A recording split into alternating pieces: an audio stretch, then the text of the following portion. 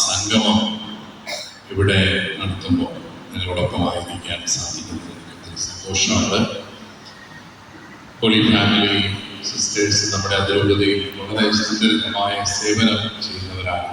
വിശുദ്ധയായ മറിയം ത്രേസ്യ സ്ഥാപിച്ച ഈ കോൺഗ്രിഗേഷൻ ഏറ്റവും കൂടുതൽ ശ്രദ്ധിക്കുന്നത് കുടുംബ പ്രേക്ഷകർ, ഭവന സന്ദർശനത്തിന് പരിശീലനം നേടുന്ന സിസ്റ്റേഴ്സാണ് ഇവർ. കുടുംബ പ്രേക്ഷകത്തിന് പരിശീലനം നേടുന്നവരാണ്. മറിയം ത്രേസ്യ വിശുദ്ധയെ കുറിച്ച് നമുക്കറിയാം. ഏതാണ്ട് 8 വയസ്സ് മുതൽ കഠിനമായ തപശ്ചര്യകൾ ചെയ്ത ഒരു വിശുദ്ധ. 10ാമത്തെ വയസ്സിൽ തൻ്റെ ജീവിതം പൂർണ്ണമായി കർത്താവിനെ സമർപ്പിച്ചയാണ്. 5 ക്ഷരങ്ങൾ നൽകി കർത്താവ് അനുഗ്രഹിച്ച വിശുദ്ധ. ഒത്തിരിയേറെ ദർശനങ്ങളും ഒക്കെ ലഭിച്ചിരുന്ന ഒരു വിശുദ്ധ. തീവ്രമായ ഒരു ദൈവാനുഭവത്താൽ പ്രേരിതയാണ്. കർത്താവിനോട് ഏറ്റവും ചേർന്ന് ജീവിക്കണം എന്നും അതിലേക്ക് കുടുംബങ്ങളെ കൊണ്ടുവരണമെന്നും ഒക്കെ ആഗ്രഹിച്ച് പ്രവർത്തിച്ച ആ രീതിയിലെല്ലാം ഈ വിശുദ്ധ നമുക്ക് വലിയ പ്രചോദനമാണ്. കുടുംബങ്ങളിലേക്ക് വ്യക്തിപരമായിട്ട് കടന്നു ചെല്ലുകയും കുടുംബങ്ങൾ സന്ദർശിക്കുകയും കുടുംബങ്ങളെ ശക്തിപ്പെടുത്തുകയും എല്ലാം ചെയ്ത വിശുദ്ധ. ആ ലക്ഷ്യത്തിന് വേണ്ടിയിട്ട് നമ്മുടെ കുടുംബങ്ങൾ തിരുക്കുടുംബത്തിൻ്റെ ഛായയിലാവണമെന്ന ആഗ്രഹത്തോടെ സ്ഥാപിച്ച കോൺഗ്രിഗേഷനാണ് ഹോളി ഫാമിലി കോൺഗ്രിഗേഷൻ. നമ്മൾ കുടുംബങ്ങളെ കുറിച്ച് ചിന്തിക്കുമ്പോൾ ഓരോ കാലഘട്ടത്തിലും കുടുംബങ്ങളുടെ വെല്ലുവിളികൾ വ്യത്യസ്തങ്ങളാണ്. സഭ എന്ന് പറയുന്ന ഒരു ഇൻസ്റ്റിറ്റ്യൂഷനാണ്, ഘടനയാണ്. അതും വലിയ വെല്ലുവിളികൾ നേരിടുന്നു. കുടുംബവും ഒരു ഇൻസ്റ്റിറ്റ്യൂഷനാണ്, അതും വളരെ കാര്യമായ വെല്ലുവിളികൾ നേരിടുന്നു. അപ്പൊ കാലം മാറുന്നതോറും ഇപ്രകാരം വെല്ലുവിളികൾ മാറിക്കൊണ്ടിരിക്കുന്നു എന്നുള്ളതാണ് വാസ്തവം. ഇപ്പൊ ഈ അടുത്ത നാളിലൊക്കെ നമ്മൾ കേൾക്കുന്നുണ്ട് ലഹരി മരുന്നിന്റെ ഉപയോഗം. നമ്മുടെ ചെറുപ്പക്കാരുടെ മസ്തിഷ്കത്തെ, ബ്രെയിനിനെ തന്നെ നശിപ്പിക്കുന്ന ലഹരി വളരെ സമൃദ്ധമായിട്ട് ഈ കൊച്ചു കേരളത്തിൽ ലഭ്യമാണ്. അത് നമ്മുടെയൊക്കെ ക്യാമ്പസുകളിലും സ്കൂളുകളിലും അതിൻ്റെ സംലഭ്യത കൂടുന്നു. അങ്ങനെ വളരെയേറെ പരീക്ഷണമായ ഒരു സാഹചര്യം. ഇവിടെയൊക്കെ ഒരു അടിസ്ഥാന കാരണം എന്താണ്? ഞാൻ ഈ ലഹരിക്ക് അടിപ്പെട്ടവരെക്കാളും അടിമപ്പെടാത്തവരെ കുറിച്ച് പഠിക്കാനായിട്ട് ആഗ്രഹിക്കുന്നു. എല്ലാ പിള്ളേരും ലഹരിക്ക് അടിമപ്പെടുത്തില്ലല്ലോ. ഏത് ടൈപ്പ് പിള്ളേരായിരിക്കും ലഹരി പദാർത്ഥങ്ങൾ കിട്ടിയാലും അത് ഉപയോഗിക്കാത്തത്. അപ്പോഴാണ് നമ്മൾ മനസ്സിലാക്കേണ്ടത്, ലഹരിക്കൊക്കെ അടിമപ്പെടാത്ത കുട്ടികളുടെ പശ്ചാത്തലം അന്വേഷിച്ച് ചെല്ലുമ്പോഴാണ് നമ്മൾ മനസ്സിലാക്കുന്നത് കുടുംബങ്ങളുടെ ഒരു ആരോഗ്യം വളരെ പ്രസക്തമാണ്. ആരോഗ്യമുള്ള കുടുംബങ്ങളിലാണ് ഇപ്രകാരമുള്ള കുട്ടികൾ. ഇപ്പൊ എല്ലാ കുട്ടികളും ഒന്നും പോകത്തില്ല, വേണ്ടാത്തവർക്കൊന്നും പോകത്തില്ല. പണ്ട് ഒരു പെൺകുട്ടി, അവള് കോളേജിലെ ചെയർപേഴ്സണാണ്, അവൾ കലാതിലകമാണ്, അവിടെ ഇല്ലാത്ത ഇടപാടുകളൊന്നും കോളേജിലില്ല. പക്ഷെ അവളെ കുറിച്ച് അവളുടെ അമ്മ എന്നോട് പറഞ്ഞ ഒരു കാര്യം, അവള് ശനിയാഴ്ച ദിവസം എന്ന് പറയുന്ന ദിവസം അവധിയാണെങ്കിൽ അവള്, അതുപോലെ ശനി ഞായർ അവധിയാണെങ്കിൽ വെള്ളിയാഴ്ച വൈകുന്നേരം ആവുമ്പോൾ അവള് പെട്ടിയും കിടക്കയൊക്കെ എടുത്ത് വീട്ടിൽ വരും. അവർക്ക് അമ്മയുടെ കൂടെ കുറച്ച് സമയം അടുക്കള സഹായിക്കാം, അപ്പൻ്റെ കൂടെ കുറച്ച് നേരം പറമ്പിൽ കൂടെ നടക്കാം, പിന്നെ ആങ്ങളമാരെയൊക്കെ അനിയന്മാരുണ്ട് അവന്മാരെയൊക്കെ ഇരുത്തി ഇച്ചിരി പഠിപ്പിക്കണം. ഇത്രയേ ഉള്ളൂ ആഗ്രഹം. എന്ന് പറഞ്ഞാൽ അവള് കോളേജിൽ വളരെ സ്മാർട്ടായിട്ട് എല്ലാ കാര്യങ്ങളിലും പോകുമ്പോഴും അവൾ ഈ കുടുംബം ആസ്വദിക്കുന്നവർ വഴിതെറ്റി പോകുന്നു. അതാണ് നമ്മൾ എപ്പോഴും ശ്രദ്ധിക്കേണ്ടത്. കുടുംബത്തിൽ ഒരു സമാധാനവും സ്വസ്ഥതയും ഒക്കെ ഉള്ളത്. നിങ്ങൾ ഓർക്കണം, നമ്മുടെ ഏത് കുഞ്ഞിന്റെയും ഏത് മനുഷ്യ കുഞ്ഞിന്റെയും ഏറ്റവും വലിയ സുരക്ഷിതമായ ഇടം മാതാപിതാക്കൾ. പലപ്പോഴും നമ്മൾ ഈ ഭൗതികമായ കാര്യങ്ങളെ കുറിച്ചൊക്കെ ആവശ്യമില്ലാതെ വേവലാതിപ്പെട്ട് കുടുംബത്തിന്റെ ഉള്ള സമാധാനം കളയുക. അതുകൊണ്ട് പ്രിയപ്പെട്ടവരെ, നിങ്ങൾ ഇന്ന് ഗൗരവമായിട്ട് കുടുംബത്തെ കുറിച്ച് ഇന്ന് ധ്യാനിക്കുകയും ഒക്കെ ചെയ്ത ദിവസമാണ്. ഈ സെമിനാറും ധ്യാനം എല്ലാം കൂടി കഴിയുമ്പോൾ എൻ്റെ ഒരു വലിയ ആഗ്രഹം, നിങ്ങളുടെ എല്ലാ കുടുംബങ്ങളിലും കുറച്ചുകൂടെ സ്നേഹം പ്രകടിപ്പിക്കണം. ഭാര്യയും ഭർത്താവിനൊക്കെ ഇച്ചിരി സ്നേഹം പ്രകടിപ്പിക്കണം. അത് പിള്ളേരൊക്കെ കാണണം. ഭാര്യയും ഭർത്താവും കൂടെ സ്നേഹമാണെന്ന് അവരറിയണം. പിന്നെ ഭക്ഷണമൊക്കെ കഴിക്കുമ്പോൾ എല്ലാവരും വട്ടം കൂടി വർത്താനമൊക്കെ പറഞ്ഞ് തമാശയൊക്കെ പറഞ്ഞ് ഭക്ഷണം കഴിക്കണം. തമാശ പറയാൻ ഒരു മത്സരവും വേണമെങ്കിൽ നടത്താം. കുഞ്ഞുങ്ങൾക്കൊക്കെ ആഴ്ചയിൽ ഒരിക്കൽ തമാശ പറയാനൊരു മത്സരം നല്ലതാണ്. നമ്മുടെ ആരോഗ്യം ഒത്തിരി നന്നാവും. പരിശുദ്ധ പിതാവ് ഫ്രാൻസിസ് പാപ്പ ഒരു പ്രത്യേക പ്രാർത്ഥന പ്രചരിപ്പിക്കുന്നുണ്ട്, നർമ്മബോധത്തിനായിട്ടുള്ള പ്രാർത്ഥന. രാവിലെ വൈകുന്നേരവും ചൊല്ലുവാണെന്നുള്ളതാണ്. ജീവിതം എന്ന് പറയുന്നത് നല്ല സന്തോഷകരമായ ഒരു ദാനമാണ് ദൈവത്തിന്റെ. അത് അസ്വസ്ഥതയോടുകൂടി ജീവിക്കേണ്ടതല്ല. കൂടെയുള്ള മനുഷ്യരെയൊക്കെ നന്ദിയോടുകൂടി സ്വീകരിക്കേണ്ടതാണ്. അല്ലേ, നമുക്ക് ഭാര്യയെ തന്നു, ഭർത്താവിനെ തന്നു, മക്കളെ തന്നു, എല്ലാം ഗിഫ്റ്റ് ഓഫ് ഗോഡാണ്, ദൈവത്തിന്റെ ദാനമാണ്. അതുകൊണ്ട് അങ്ങനെ സന്തോഷത്തോടുകൂടി ജീവിക്കാൻ സാധിക്കുമ്പോൾ നിങ്ങളുടെ പിള്ളേരെ ലഹരിക്ക് അടിമകളാകത്തില്ല, നിങ്ങളുടെ പിള്ളേര് വെള്ളമടിക്കാൻ പോകത്തില്ല, നിങ്ങളുടെ പിള്ളേര് വേണ്ടാതിരുന്നൊന്നും പോകത്തില്ല. കാരണം കുടുംബമാണ് അവരുടെ സുരക്ഷിതത്വം എന്ന് പറയുന്നത്. അത് വിട്ട് അവർ പോകത്തില്ല. അവർക്ക് മാതാപിതാക്കളുടെ മനസ്സിനെ വേദനിപ്പിക്കുന്ന ഒന്നും ചെയ്യാൻ അവർക്ക് സാധിക്കും.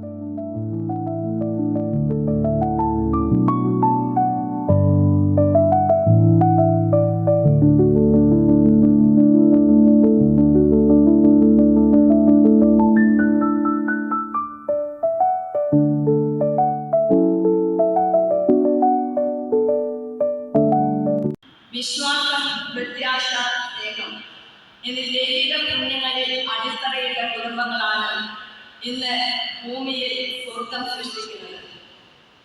എന്ന് വെച്ചാൽ അവിടെ ദുഃഖങ്ങളില്ല, പരാജയങ്ങളില്ല, രോഗങ്ങളില്ല എന്നതെല്ലാം അർത്ഥമാക്കുന്നത്. ഈ പ്രശ്നങ്ങൾക്കിടയിലും എനിക്കൊരു ദൈവമുണ്ട് എന്ന പ്രത്യാശയും വിശ്വാസവുമാണ് അവരുടെ കുടുംബജീവിതം മുന്നോട്ട് നയിക്കുന്നത്. ഏതൊരു കുടുംബവും ഏത് പ്രതികൂല സാഹചര്യത്തിലും അവരെ പിടിച്ചു നിർത്തുന്നത് ഈ പ്രത്യാശയും വിശ്വാസവും സ്നേഹവുമാണ്. ഈ പ്രത്യാശയുടെ ആനന്ദത്തിലേക്ക് കുടുംബങ്ങൾ നയിക്കപ്പെടണം, വളരണം എന്ന ആഗ്രഹത്തോടെയാണ് ഈ കുടുംബ സംഗമം നാം ഇവിടെ സംഘടിപ്പിച്ചിരിക്കുന്നത്. കൂദാശയുടെ കൃപ അത് ദമ്പതികളുടെ മാനുഷിക സ്നേഹത്തെ പൂർണ്ണതയിലെത്തിക്കുകയും അവരുടെ അവിഭാജ്യമായ ഐക്യത്തെ ശക്തിപ്പെടുത്തുകയും നിത്യജീവനിലേക്കുള്ള വഴിയിൽ അവരെ വിശുദ്ധീകരിക്കുകയും ചെയ്യുന്നു. ഭാഗ്യ സൗന്ദര്യത്തിന് ഉലച്ചിൽ തട്ടിയാലും ദമ്പതികളിലെ ആന്തരിക സൗന്ദര്യത്തെ മാറ്റുകൂട്ടുന്നത് ഈ കൂദാശയുടെ ശക്തിയാണ്. പൊറുക്കാനും ഉൾക്കൊള്ളാനും സ്നേഹത്തിൻ്റെ പാതയിൽ ചലിക്കാനും അവരെ പ്രേരിപ്പിക്കുന്നതും ഈ കൂദാശ തന്നെയാണ്. വിവാഹ ഉടമ്പടിയിലൂടെ പുരുഷനും സ്ത്രീയും ഒരു സമ്പൂർണ്ണ ജീവിത കൂട്ടായ്മ സ്ഥാപിക്കുകയാണ്. 2 പേർ തമ്മിലല്ല, 3 പേർ തമ്മിൽ, ദൈവവും പുരുഷനും സ്ത്രീയും. 2 കുടുംബങ്ങളിൽ നിന്ന്, വ്യത്യസ്തമായ സാഹചര്യങ്ങളിൽ നിന്ന് വ്യതിരിക്ത സ്വഭാവത്തോടെ വിവാഹബന്ധത്തിൽ ഏർപ്പെടുന്ന ഒരു യുവാവിനും യുവതിക്കും അവരുടെ ഉടമ്പടി ജീവിതകാലം മുഴുവനും പിടിച്ചു നിൽക്കണമെങ്കിൽ, എല്ലാം ഒന്നിച്ച് പങ്കുവെക്കണമെങ്കിൽ ദൈവത്തിൻ്റെ തുണ വേണം. വിവാഹ ഉടമ്പടിയിലൂടെ സമ്പൂർണ്ണ ജീവിത കൂട്ടായ്മ സ്ഥാപിച്ച ദമ്പതികൾക്ക് പ്രധാനമായും 3 ലക്ഷ്യങ്ങളാണുള്ളത്. 1 ദമ്പതികളുടെ നന്മ, 2 സന്താനോൽപാദനം, 3 മക്കളുടെ ശിക്ഷണം. വിവാഹ ലക്ഷ്യങ്ങൾ അതിൻ്റെ പൂർണ്ണതയിൽ ജീവിക്കാനാവാതെ ജീവിതത്തെ ധന്യമാക്കുവാൻ ഒരിക്കലും സാധ്യമല്ല. ദമ്പതികളുടെ ഹൃദയങ്ങൾ തമ്മിലുള്ള അഭേദ്യമായ ഐക്യം വളരെയേറെ പ്രധാനപ്പെട്ടതാണ്. ദൈവം ഭർത്താവിനോട് ഭാര്യയെ ചേർത്തിരിക്കുന്നത് തൻ്റെ സ്വന്തം രക്തത്താലാണ്. അതിനാൽ തന്നെ ആ ഒന്നുചേരൽ അതിശക്തമാണ്. അവരുടെ ദാമ്പത്യ സ്നേഹത്തിൽ നിന്ന് ജനിച്ചു വീഴുന്ന മക്കൾ ശരിയും തെറ്റും വിവേചിച്ചറിയുന്ന പ്രായത്തിലെത്തുമ്പോൾ അവരുടെ ഹൃദയത്തിൽ ദൈവം പ്രവേശിക്കുവാൻ, ദൈവ അറിവ് പകർന്നു കൊടുക്കുവാൻ മാതാപിതാക്കൾ ശ്രദ്ധിക്കണം. നമുക്ക് ഈ തരുണത്തിൽ നമ്മുടെ കുടുംബങ്ങളെക്കുറിച്ചൊന്ന് വിചിന്തനം ചെയ്യുന്നത് നല്ലതാണ്. നമ്മുടെ കുടുംബങ്ങൾ എങ്ങനെയാണ് നമ്മുടെ കുടുംബങ്ങളിൽ നമ്മളെ മക്കളെ വളർത്തുന്നതെന്ന്. തീർച്ചയായും നമ്മുടെ കുടുംബങ്ങൾ കൂടുതൽ ശക്തിമത്താകുവാൻ വേണ്ടി, കൂടുതൽ അനുഗ്രഹിക്കുവാൻ വേണ്ടി നമുക്കും പ്രാർത്ഥിക്കാം. അതുപോലെ തന്നെ സന്യാസം ഇത്രയും നന്മ ചെയ്തിട്ടുള്ള എന്തുമാത്രം നന്മ ചെയ്തുകൊണ്ടിരിക്കുന്ന ഒരു വിഭാഗം ലോകത്തിലുണ്ടോ? ഇതുപോലെ പാർശ്വവൽക്കരിക്കപ്പെട്ടവർക്ക് വേണ്ടി, ആരും ഒന്നും ഇല്ലാത്തവർക്ക് വേണ്ടി, അനാഥർക്ക് വേണ്ടി, വൃദ്ധർക്ക് വേണ്ടി, അതുപോലെ ഇതുപോലെ ത്യാഗം ചെയ്ത് ജീവിതം സമർപ്പിച്ച് ശുശ്രൂഷ ചെയ്യാൻ ആരെങ്കിലും എവിടെയെങ്കിലും കേരള സമൂഹത്തിൽ ഏതെങ്കിലും കോണിൽ എടുത്തു കാണിക്കാമെങ്കിൽ ഞാൻ പറയാം, സന്യാസിനികളെ കുറിച്ച് ഞാൻ പറയുന്ന കുറ്റമൊക്കെ ഏറ്റെടുക്കാം. ഇത് ചെയ്യാൻ പറ്റുമോ? നിങ്ങൾക്ക് പറ്റില്ല. പറ്റുമോ? ഈ അംഗവിഹീനരായ മെന്റലി ചലഞ്ചറായ കുഞ്ഞുങ്ങളെ 20,000 പേരെ ഞാൻ ഈ തിരുവനന്തപുരത്ത് MD ആയിരുന്ന ഘട്ടങ്ങളിൽ വിളിച്ചുകൂട്ടി. ഡീസിലുമാർ സഹകരിച്ചതുകൊണ്ട്, അതായത് മെന്റലി ചലഞ്ചായിട്ട് കുഞ്ഞുങ്ങളുടെ ഒരു സമ്മേളനം നടത്തി, അവരുടെ ഒരു കലോത്സവം നടത്തി, കോടിക്കണക്കിന് രൂപ ചെലവഴിച്ചുകൊണ്ട് തിരുവനന്തപുരം സിറ്റിയുടെ നടുക്ക് വമ്പൻ പന്തലൊക്കെ 20,000 കുഞ്ഞുങ്ങൾ. ആലോചിച്ച് നോക്കണം. അത് കൊണ്ടുവന്നത് മുഴുവൻ 99% കത്തോലിക്ക സഭയുടെ സന്യാസിനികളാണ്. നമ്മുടെ ആളുകളിലും നമ്മുടെ കുഞ്ഞുങ്ങളിലും അഭിമാനബോധം സഭയിലുണ്ടാകണം, വിശ്വാസം ഉണ്ടാകണം, സഭയിൽ അഭിമാനബോധം ഉണ്ടാകണം. മൂന്നാമത് എനിക്ക് പറയാനുള്ളത്, കുഞ്ഞുങ്ങളെ കെയർ ചെയ്യണം. കുഞ്ഞിനെ പങ്കോട് ചേർത്ത് വളർത്തണം. അല്ലെങ്കിൽ കൈവിട്ടുപോയി, ഒരു സംശയമില്ല, കുടുംബം തകർന്ന് തരിപ്പണമായി തീർന്നു. കുട്ടികളെ ചങ്കോട് ചേർത്ത് വളർത്തിയില്ല എങ്കിൽ ചുമ്മാ അതിനു വേണ്ടി എന്ത് വേണം, മൊബൈൽ ഫോണും കൊണ്ട് അമ്മ വീട്ടിൽ ഇരുന്ന ഒരു പ്രയോജനമില്ല. അത് റോൾ മോഡലല്ല. പിള്ളേർ വഴിതെറ്റിപ്പോവും. ഈ മൊബൈൽ താഴെ വെച്ചിട്ട് അമ്മ അവിടെ ഇരുന്നുകൊണ്ട് കുഞ്ഞുങ്ങളുടെ ശുശ്രൂഷയും ഭർത്താവിൻ്റെ ശുശ്രൂഷയും, ഉദ്യോഗം ഉണ്ടെങ്കിൽ അത് നോക്കിയിട്ട് ബാക്കി സമയം പ്രാർത്ഥനയും ചെലവഴിക്കുന്ന കൊച്ചുങ്ങൾ കാണണം. ഞങ്ങളെയൊക്കെ അച്ഛനാക്കിയതേ കൈ വിരിച്ച് പിടിച്ചു നിന്ന് പ്രാർത്ഥിക്കുന്ന ഒരു അമ്മയുണ്ടായിരുന്നു. അതുകൊണ്ടാണ് അത് ഇന്നും ആ അമ്മ ഞങ്ങളുടെ ഉള്ളിൽ ജീവിക്കുന്നുണ്ട്. ആ കൈ വിരിച്ചെന്ന് പ്രാർത്ഥിക്കുന്ന അമ്മയുടെ ചിത്രം ഒരിക്കലും മനസ്സിൽ നിന്ന് മാറില്ല. ഇപ്പോഴുള്ള അമ്മമാരുടെ എന്ത് ചിത്ര കുട്ടികൾ മനസ്സിൽ വരാൻ പോകുന്നത്? ഭർത്താവ് പോയി, പിള്ളേർ ജോലിക്ക് പോയി, ബാക്കി സമയം മൊബൈലിൽ ഇരുന്നുകൊണ്ട് ചാറ്റിങ് നടത്തിക്കൊണ്ടിരിക്കുക. ആരോടാണ് ഈ ചാറ്റിങ് നടത്തുന്നത്? എന്ത് നേട്ടം ഉണ്ടാകുന്നത്? കർത്താവിൻ്റെ കൃപയിൽ, ദൈവം യോജിപ്പിച്ച സഭയിൽ, അവിടുത്തെ കൃപയിൽ കുഞ്ഞുങ്ങളെ വളർത്താൻ വേണ്ടി നിരന്തരം പ്രാർത്ഥിക്കേണ്ട ഒരു യുവതി, ഒരു കുടുംബിനി ഇങ്ങനെ ചാറ്റിങ് നടത്തിക്കൊണ്ടിരുന്നാലൊന്നും കുടുംബം നേരെ പോവില്ല. എൻ്റെ സഹോദരി, നിന്റെ മകനും നിന്റെ മക്കളും വരുമ്പോൾ ആദ്യം നിന്റെ ചങ്കിന് നേരെ വിരൽ ചൂണ്ടും. ഈ ശുശ്രൂഷ കൂടുമ്പോൾ എന്തെങ്കിലും മനസ്സിൽ പതിപ്പിക്കണേ. ആഴ്ചയിലേക്ക് പ്രവേശിക്കുക. വിശ്വസിയായ ഞങ്ങളുടെ തിരുമുറപ്പാടുകൾ ഞങ്ങളുടെ ഹൃദയത്തിൽ പതിപ്പിച്ചുറപ്പിക്കണേ എന്ന് പ്രാർത്ഥിക്കുന്ന പോലെ തമ്പുരാനെ, ഈ കൊച്ചു ക്ലാസ്സിൽ നിന്ന് നിങ്ങൾക്ക് എന്തെങ്കിലും അങ്ങനെ തങ്ങി നിൽക്കുന്നത് എന്തെങ്കിലും കിട്ടിയാൽ, ഒരു കൊച്ചു സംഗതി കിട്ടിയാൽ മതി, അതിന്റെ അനുഗ്രഹം കിട്ടും. ഒരു പുതിയ പഠനം തന്ന നിങ്ങളെ കുളിരി കുലിക്കുന്നതിനേക്കാൾ സാധാരണ മനുഷ്യനെ പോലെ എങ്ങനെ പ്രത്യാശ, കുടുംബത്തിലെ നമ്മുടെ പ്രത്യാശ കൈകാര്യം ചെയ്യാം. കരങ്ങളൊന്ന് നെഞ്ചിൽ വയ്ക്കാം.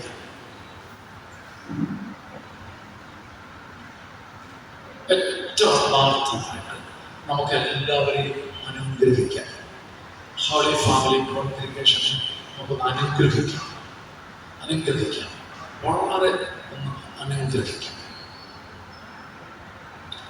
നമ്മുടെ പേഴ്സണൽ പ്രത്യാശ വളരാനുള്ള ആദ്യത്തെ കുറുക്കു വഴി ജസ്റ്റ് ബ്ലസ് എവ്രിവൺ.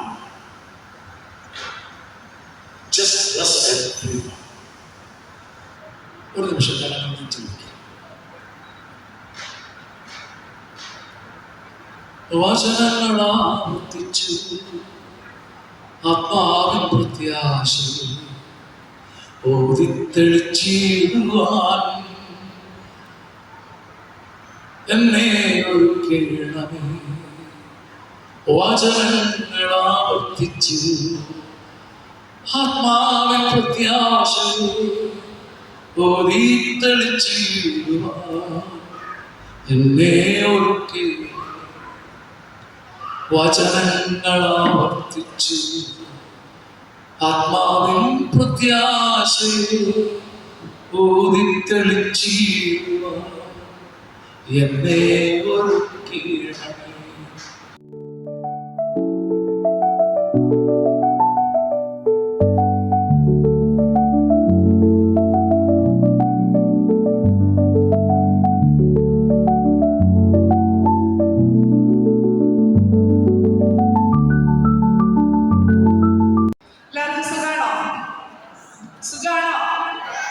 ഉറക്കെ പറയോ? ഭക്ഷണമൊക്കെ കഴിച്ചുകൊണ്ടിരിക്കാൻ തുടങ്ങിയിട്ടില്ലെന്നറിയാം. നല്ല ചൂടുണ്ട്, നല്ല ക്ഷീണമുണ്ട്.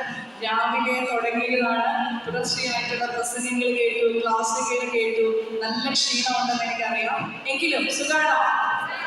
മോർ ലവ് സുഖാണോ? വിശ്വസിച്ചിരിക്കട്ടെ. Okay, thank you so much. Holy family സിസ്റ്റേഴ്സിനോടുള്ള നന്ദി പറയാനായിട്ട് കൂടെ ഞാൻ ഈ ഒരു അവസരം ഉപയോഗപ്പെടുത്താം. കാരണം പ്രാർത്ഥനാ ജീവിതത്തിൽ മാത്രമല്ല, സാമൂഹികമായിട്ടുള്ള എല്ലാ കാര്യങ്ങളിലും കൃത്യമായ ഇടപെടലുകൾ നടത്തുന്ന സാമൂഹിക പ്രതിബദ്ധതയുള്ള ഒരു സന്യാസിനി വിഭാഗമായിട്ടാണ് തീർച്ചയായിട്ടും ഞാൻ ഹോളി ഫാമിലി സിസ്റ്റേഴ്സിനെ കാണുക. നമ്മൾ ഈ കഴിഞ്ഞ ദിവസങ്ങളിൽ പത്രങ്ങൾ വായിക്കുമ്പോൾ പലപ്പോഴും ചങ്കുപിടയാറുണ്ട്, അല്ലേ?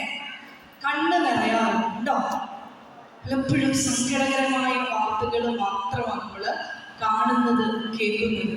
ഒന്ന് ചാടിയിരിക്കാമോ? എണീക്കുന്നവർക്ക് ഇച്ചിരി പാടാണ്. നടുവിന് കുത്തി, കൈകുത്തി, മുട്ടിന് കുത്തിയൊക്കെ എണീക്കണം. എനിക്ക് വിഷമമൊക്കെ മനസ്സിലാവും, എന്നാലും സാരമില്ല. എന്നാൽ എൻ്റെ ഒരു റിക്വസ്റ്റ്, ഒന്ന് ഇരുന്നിട്ട് ചാടി എണീക്കാമോ? കഴിച്ചതൊക്കെ ഒന്ന് ധരിക്കട്ടെ. ചാടി എണീക്കാമോ?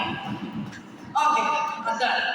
ഇനി നമ്മളെ തൊട്ടടുത്ത് നിൽക്കുന്ന ആളോടൊന്ന് ചോദിക്കാമോ? മടുത്തോ? സുഖമാണോ? ഉറക്കം വരുന്നുണ്ടോ?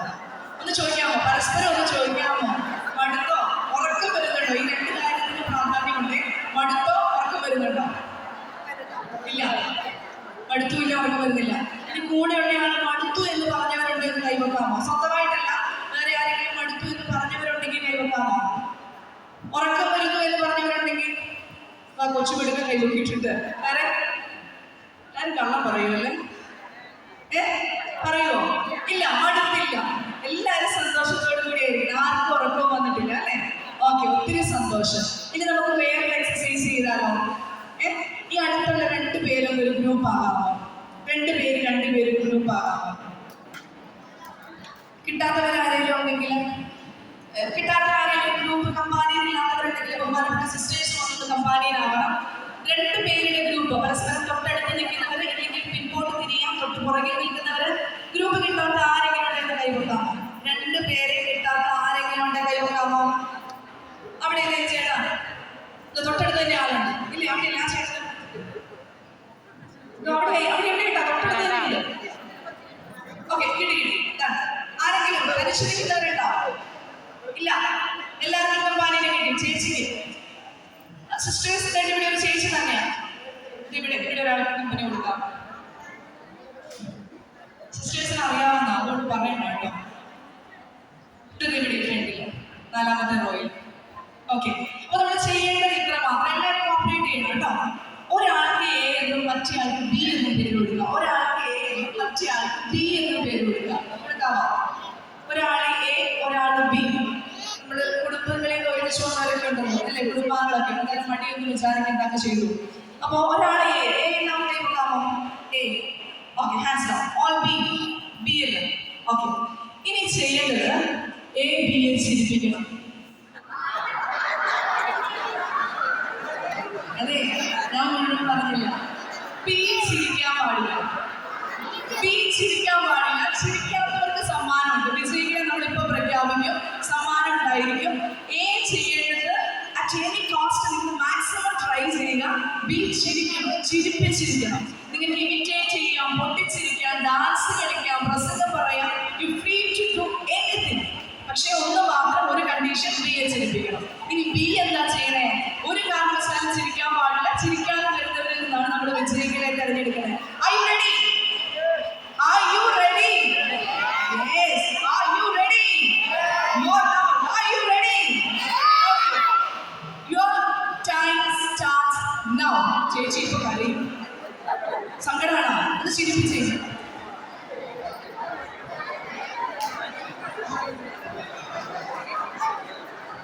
സ്റ്റോപ്പ്. ചിരിക്കാത്ത ബിയുക്ക് ഒരു കൈ പൊക്കിക്കേ. Very good. നല്ല കൈ കൊടുത്തേ. ചിരിക്കാത്ത ബി. ഓക്കെ. നമുക്ക് തിരിച്ചൊന്ന് പണി കൊടുക്കണ്ടേ? നമുക്ക് ബി എ ചിരിപ്പിക്കണം. ശരി, സോറി, ബി എ ചിരിപ്പിക്കണം. ഓക്കെ, അപ്പൊ ബി എ ചിരിപ്പിക്കണം. എ എന്ത് ചെയ്യണം? ചിരിക്കാൻ പാടില്ല. ക്ലിയർ അല്ലേ? Okay, your time starts now.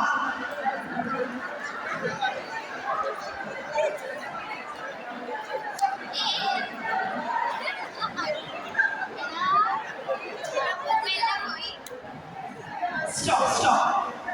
ചിരിക്കാത്ത very good. ഇനി എയും ബിയിലുള്ള വിജയികളുടെ മാത്രം എണീറ്റ് നിന്നിട്ട് ബാക്കിയുള്ളവർ ഇരിക്കാമോ?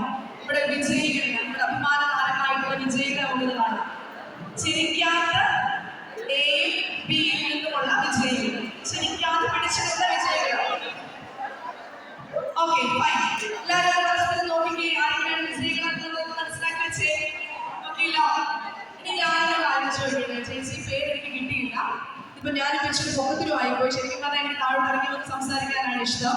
എങ്കിലും ചോദിച്ചോട്ടെ, ചേച്ചി മനുഷ്യനും മൃഗവും തമ്മിലുള്ള വ്യത്യാസം എന്താ? ആലോചനയൊക്കെ നമ്മുടെ വീട്ടിൽ തെറ്റിന് വരെ ഉണ്ട് അല്ലേ? ഭക്ഷണത്തിന്റെ സമയമാകുമ്പോൾ അത് ഓടി വരും. നമ്മൾ കയറി വരുമ്പോൾ തിരിച്ചറിയാനായിട്ടുള്ള ആലോചന ബുദ്ധിയൊക്കെയുണ്ട്. അതിനെന്താ?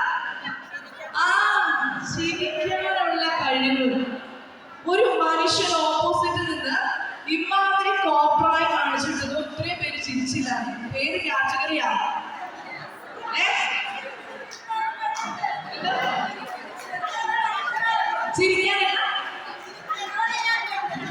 ചിരിപ്പിക്കാനുള്ള കഴിവുണ്ട്. കോൺഗ്രസ് ഉണ്ടെങ്കിൽ ഒന്ന് കൊടുക്കാമോ? എനിക്ക് പറയുന്നത് കേൾക്കാൻ പറ്റുന്നില്ല. കോൺഗ്രസ് ഉണ്ടോ?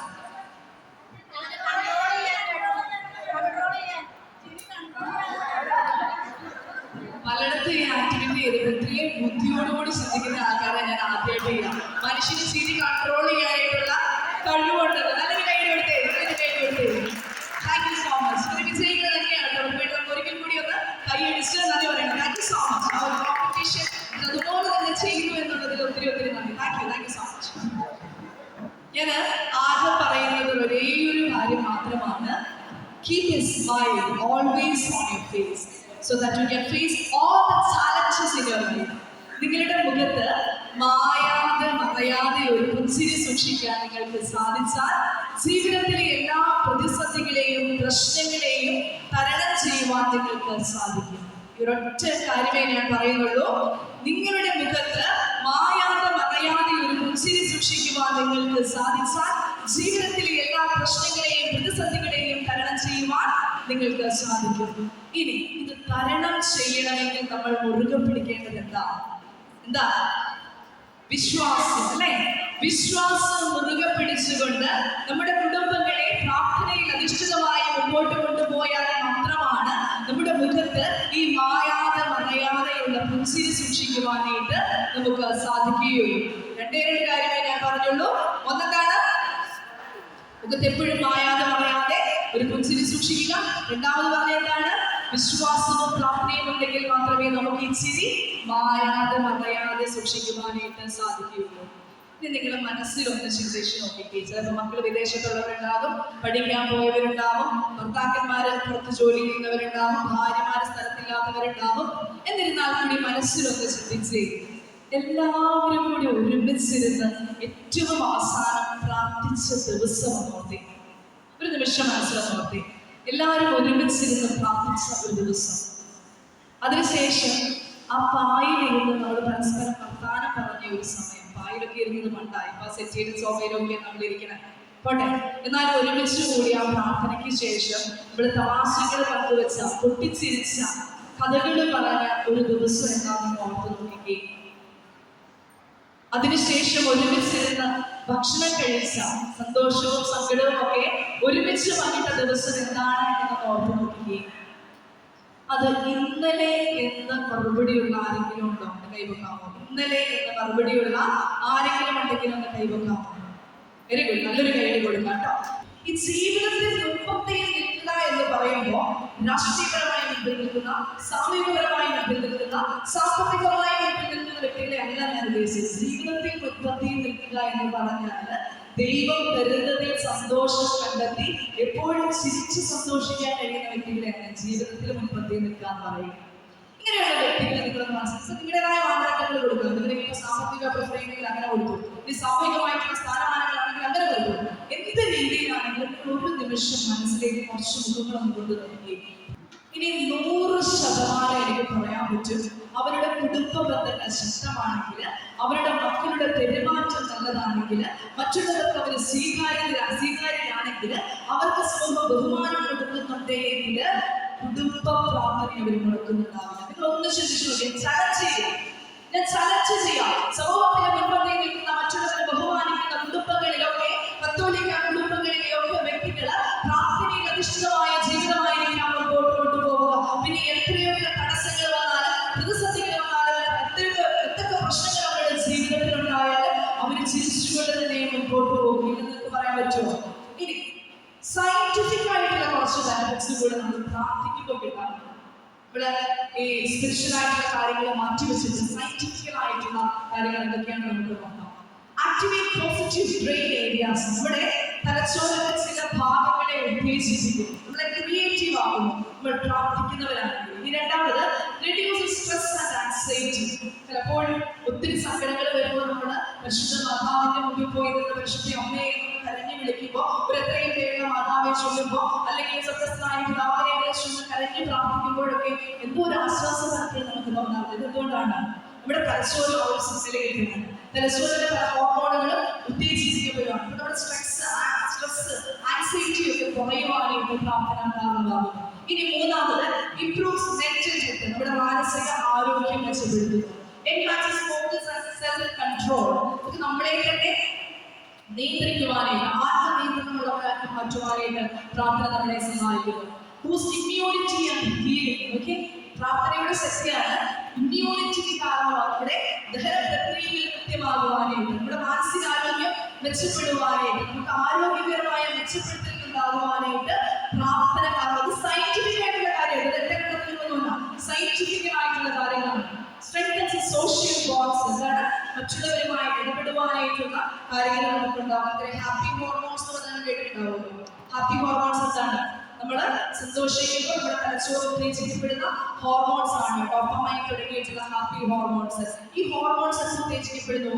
നമ്മൾ ഒരുമിച്ച് നിന്ന് പ്രാർത്ഥിക്കുമ്പോൾ ഈ ഹോർമോൺസ് നമ്മൾ ഉണ്ടാവുന്നു, നമ്മൾ സന്തോഷമുള്ളവരായി മാറുന്നു. Creates of safety and piece. നമ്മൾ സുരക്ഷിതരാണ്, സമാധാനമുള്ളവരാണ് എന്നുള്ള ചിന്ത പലപ്പോഴും നമ്മുടെ ഉള്ളിലേക്ക് ഈ പ്രാർത്ഥന പകർന്നു നൽകുന്നു.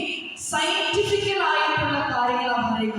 നമുക്ക് ജീവിക്കാൻ ഉതകുന്നതൊക്കെ പ്രാർത്ഥന നമുക്ക് പകർന്നു നൽകുന്നു എന്നാണ് സയൻസ് പോലും പറയുക.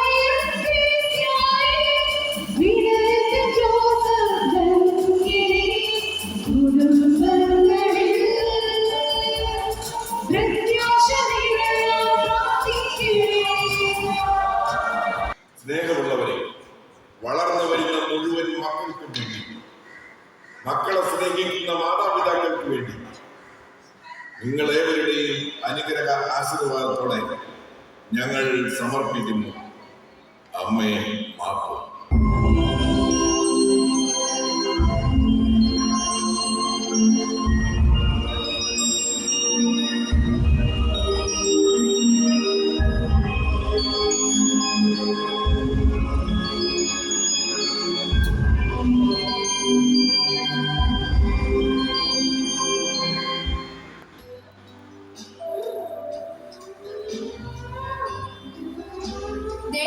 സ്കൂളിൽ പോകുന്ന സമയം കഴിഞ്ഞു. വേഗം ഒന്ന് ബാഗ് എടുക്കും. ഓ, എന്തുമാത്രം ചേച്ചി ഇതിനകത്ത് കുത്തിക്കേറ്റി വെച്ചിരിക്കുന്നെ? അതൊന്നും സാരമില്ല. എന്റെ അമ്മോ, എന്നാ വെയിറ്റാ. എടി മിന്നു മോളെ, മിന്നു വാ വാ, സ്കൂളിൽ പോകണ കാര്യങ്ങളുണ്ട്. അവിടെ ഒരു ഓണ്ട പ്രദർശനം. ഞാൻ ടോയ്ലറ്റിൽ പോയതേ ഉള്ളൂ. ഓ, നിന്റെ ഒരു ടോയ്ലറ്റ് ഇതെന്നുള്ള സ്വഭാവമല്ലേ? ചേച്ചി ചേച്ചി, ഇന്ന് അപ്പച്ചനും അമ്മച്ചി എവിടെ ജോലിക്ക് പോയിരിക്കുന്നേ? എന്റെ പൊന്നു വെച്ച എനിക്കൊന്നും അറിയില്ല. എങ്ങോ ദൂരെയാണെന്ന് പറഞ്ഞ് രാവിലെ ഇറങ്ങിയതാ. ഓ, ഒത്തിരി താമസിച്ചു. വേഗം നടക്ക്, ഇനി സിസ്റ്ററിനെ കിട്ടുമെന്നാ തോന്നുന്നത്.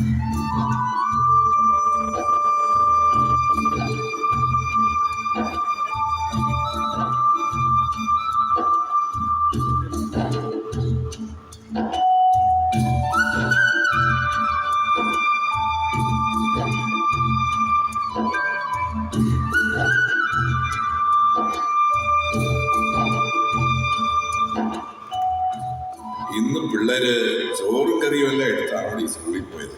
പിന്നെ അല്ലാതെ അതെല്ലാം ഞാൻ നോക്കി, അവരെല്ലാം എടുത്തിട്ടുണ്ട്. നമ്മുടെ അച്ചുമോള് എത്ര മിടുക്കിയ, എല്ലാം വളരെ ഉത്തരവാദിത്തത്തോടെ നോക്കിയും കണ്ടു ചെയ്യാൻ നല്ല സാമർഥ്യമാവുക. ആ കൊച്ചിന് ഒരു കാര്യം പറഞ്ഞ് ഏൽപ്പിച്ച് പിന്നെ ഒന്നും നോക്കണ്ട. ആ, അവരെ കണ്ടില്ലല്ലോ ഇതുവരെ. അവരിപ്പോ വരുന്നേ, ഒന്ന് സമാധാനമായിട്ടിരിക്കും. അവര് പഠിച്ച് നല്ല നിലയിൽ എത്തിയിട്ട് വേണം അല്പം വിശ്രമിക്കാൻ. എന്ത് പറയുന്നടി? ഇത് മോഹൻലാൽ ഒരു സിനിമയിൽ പറഞ്ഞത് മാതിരിയാണല്ലോ. ഒരു ജോലി കിട്ടിയിട്ട് വേണം കുറച്ച് ദിവസം ലീവ് എടുക്കാനെന്ന്. ഈ വർഷത്തെ ഏറ്റവും വലിയ തമാശ. അതൊന്നും അല്ലടി. എനിക്ക് ഒത്തിരി സ്വപ്നങ്ങളുണ്ട് എൻ്റെ മക്കളെ പറ്റി. 3 എണ്ണത്തിന് നല്ല ജോലി, കല്യാണം, അവരുടെ മക്കൾ, വയസ്സാം കാലത്ത് കൊച്ചുമക്കളോടൊപ്പമുള്ള കളിയും ചിരി, അങ്ങനെ ഒത്തിരി ഒത്തിരി. ഇത്രയും ബോധമുള്ള ആൾക്കാർ അന്ന് പഠിക്കാൻ കഴിഞ്ഞിട്ടില്ലേ? എന്നിട്ട് നല്ല ജോലി, ലക്ഷങ്ങൾ വേതനം വാങ്ങിച്ചൊരു കല്യാണം, ഇതെല്ലാമായി ഗുണമായിരുന്നില്ലേ? എനിക്ക് പഠിക്കാമായിരുന്നു, അതിൽ സംശയമൊന്നും വേണ്ട. പക്ഷേ എന്റെ സാഹചര്യം അങ്ങനെ ആയിരുന്നില്ലല്ലോ. ഞാൻ നന്നായി പഠിക്കുന്ന ആളായിരുന്നു. 4ാം ക്ലാസ്സിൽ പഠിക്കുമ്പോൾ എന്റെ അപ്പനൊരു അപകടം പറ്റി മരിച്ചു.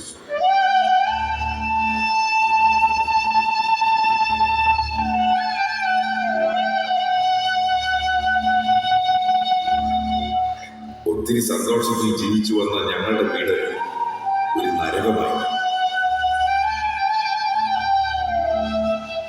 അപ്പന്റെ മരണത്തോടെ അമ്മയുടെ സമനില തെറ്റി. പറയുന്നത് എന്തെന്നോ ചെയ്യുന്നത് എന്തെന്നോ അറിയാത്ത അവസ്ഥ.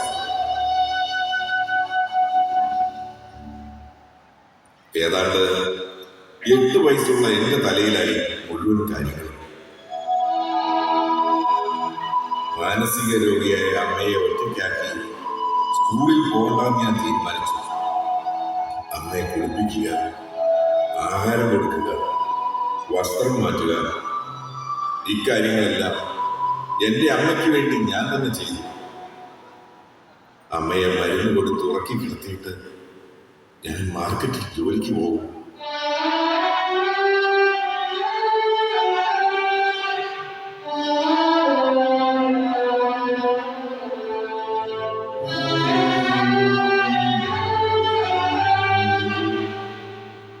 തിരിച്ചു വരുമ്പോൾ ഞങ്ങൾക്കുള്ള ആഹാരത്തിന്റെ വക കണ്ടെത്തി കൊണ്ടുവരും. എനിക്ക് 27 വയസ്സാകുമ്പോൾ ഭ്രാന്തിയായ എൻ്റെ അമ്മയെ ഞാൻ ഒരു കൊച്ചുകുട്ടിയെ പോലെ നോക്കി. അവസാനം എൻ്റെ അമ്മ ഒരു രാത്രി ഉറങ്ങാൻ കിടന്നതാ. ആ ഉറക്കത്തിൽ നിന്നും എൻ്റെ അമ്മ പിന്നെ ഉണർന്നിട്ടില്ല. എന്ത് ചെയ്യണമെന്ന് എനിക്കറിയില്ലായിരുന്നു. കരഞ്ഞു, ഉറക്ക കരഞ്ഞു. എന്റെ ബോധം നഷ്ടപ്പെട്ടു. ബോധം വന്നപ്പോൾ ഞാൻ കണ്ടത് എന്റെ സ്കൂളിലെ സാറിന്റെ മുഖമായിരുന്നു. എന്നെ ചേർത്ത് വെച്ചു. പിന്നെ എല്ലാ കാര്യങ്ങളും ആ മനുഷ്യൻ എന്റെ കൂടെ നിന്ന് ചെയ്തു തന്നു. അങ്ങനെയാണ് എന്നെ ഞാൻ കാണുന്നത്, കല്യാണം നടക്കുന്നത്. എന്റെ അപ്പന്റെ സ്ഥാനത്ത് നിന്ന് സാർ എല്ലാ കാര്യങ്ങളും എനിക്ക് നടത്തി തന്നു. ഈ കഥകളൊക്കെ എനിക്ക് അറിയാവുന്നതല്ലേ? എനിക്ക് പഠിക്കാൻ പറ്റാത്തത് കൊണ്ടല്ലേ എന്റെ മക്കളെ എങ്ങനെയെങ്കിലും പഠിപ്പിക്കണമെന്ന് എനിക്ക് വാശി. നമ്മുടെ മക്കൾക്ക് വേണ്ടി എത്ര കഷ്ടപ്പെട്ടാലും അവർക്ക് ഇഷ്ടത്തിനൊത്ത് വളർത്തും. നമ്മളൊരു നേരം പട്ടിണി കിടന്നാലും അതൊന്നും അറിയിക്കാതെ അവരെ പഠിപ്പിക്കണം, വളർത്തണം. അതിനു വേണ്ടിയല്ലേ നീയും ഞാനും മുണ്ട് മുറുക്കി കൊടുത്ത് കഷ്ടപ്പെടുന്നത്. നമുക്കുണ്ടായ ബുദ്ധിമുട്ടുകൾ നമ്മുടെ മക്കൾക്ക് ഉണ്ടാവരുത്. എങ്ങനെയെങ്കിലും അവരെ നല്ല നിലയിലെത്തിക്കണം. അവർക്ക് നമ്മൾ കൊടുക്കുന്ന സ്നേഹവും സന്തോഷവും വയസ്സാകാതെ നമുക്ക് കിട്ടാതിരിക്കില്ലല്ലോ. നമ്മുടെ മക്കളും കൊച്ചുമക്കളും, ഓ ആ കാലം ഞാൻ ഓർക്കുകയാണ്. അമ്മേ അമ്മേ, നീ ഇവനെക്കല്ലോ സ്കൂളിൽ വെളിയിലാക്കി. അതെന്തിനാ? ഇവൻ ഏതോ കുട്ടിയുടെ ബാഗ് തകർന്നോ, ആ കുട്ടി എന്തോ ചീത്ത പറഞ്ഞെന്നോ, പിന്നെ രണ്ടുപേരും കൂടെ അടിയോടടി. നാളെ അപ്പനോട് സ്കൂളിൽ വരെ പറഞ്ഞേക്കുക. അപ്പച്ച അപ്പച്ച, നീ ഒന്ന് രണ്ട് അടി കൊടുക്കുന്നേ കേട്ടോ? ഞാനൊന്നും ഇരിക്കില്ല, ഞാൻ അവന്റെ ബാഗ് തുറന്നേ ഉള്ളൂ. ഇവിടെ എന്തിനാ നീ അവന്റെ ബാഗ് വന്നത്? ഇവിടെ വേറൊരാളുടെ ഒരു സാധനം ആഗ്രഹിക്കുന്നു ഞാൻ നിന്നോട് പറഞ്ഞിട്ടുള്ളതല്ലേ?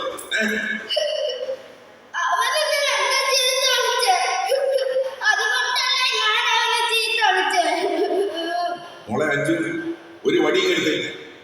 ഇവൻ മറ്റുള്ളവരെ ചീത്ത വിളിക്കാറായി. ആരാണ് ഇതെല്ലാം തന്നെ പഠിപ്പിച്ചത്? ഇന്നവനൊന്നും ചെയ്യില്ല പച്ച. അവ അറിവില്ലാതെ പറഞ്ഞതില്ലേ. സാരമില്ല പച്ച, ക്ഷമിക്കുന്നേ. പിന്നെ നാളെ അപ്പച്ച എന്താണ് സ്കൂളിൽ വരണം. എന്റെ മോള് പറഞ്ഞുകൊണ്ട് ഞാൻ ക്ഷമിച്ചിരിക്കുന്നു.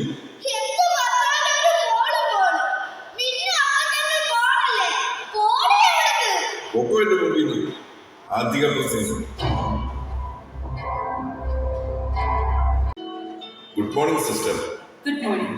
ഞാൻ സിസ്റ്ററിനെ ഓഫീസിൽ നോക്കി, കാണാത്തത് കൊണ്ട് പുറത്തു നിന്നു. പിന്നെ ഞാൻ വിളിച്ചതേ, ഇന്നലെ ഇവരുടെ ക്ലാസ്സിൽ ചെറിയൊരു പ്രശ്നം. ഒന്നാമത്തെ കാര്യം, ആ ക്ലാസ്സിലെ കുട്ടികൾ ഭയങ്കര ഉറപ്പന്മാരാണ്. നമ്മുടെ ചെറുക്കനെ കുറച്ച് കുടുംബ കൂടുന്നുണ്ട്. ഇങ്ങനെയുള്ള പ്രശ്നങ്ങൾ ഉണ്ടാകുമ്പോൾ നിങ്ങളെ വിളിക്കാനും കാണാനും സംസാരിക്കാനും പറ്റും. സിസ്റ്റർ, എന്റെ മക്കളായാലും മറ്റേത് മക്കളായാലും തെറ്റ് ചെയ്താൽ ശിക്ഷ കൊടുക്കണം. സിസ്റ്റർ, ഒത്തിരിയൊന്നും ഉണ്ടായിട്ടല്ല ഞാൻ മൂന്നിനെയും ഒരു കുറവും കൂടാതെ സ്കൂളിൽ വിടുന്നു. ഇനി മേലാൽ ഇവരൊരു തെറ്റും ചെയ്യാതെ ഞാൻ നോക്കിക്കോളാം. ഇപ്രാവശ്യത്തേക്ക് ക്ഷമിക്കണം സിസ്റ്റർ.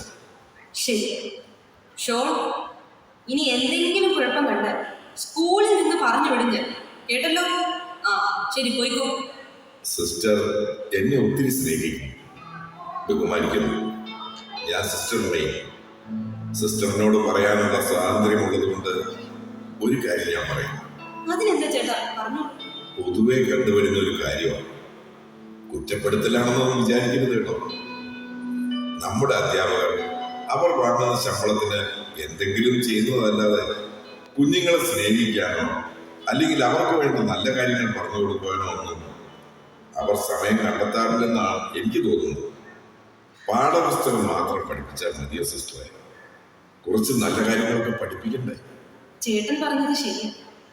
ഞാനിത് ടീച്ചർമാരോട് പറയാറുമുണ്ട്. പക്ഷേ അവർക്ക് എല്ലാത്തിനും സമയം കിട്ടുന്നില്ല.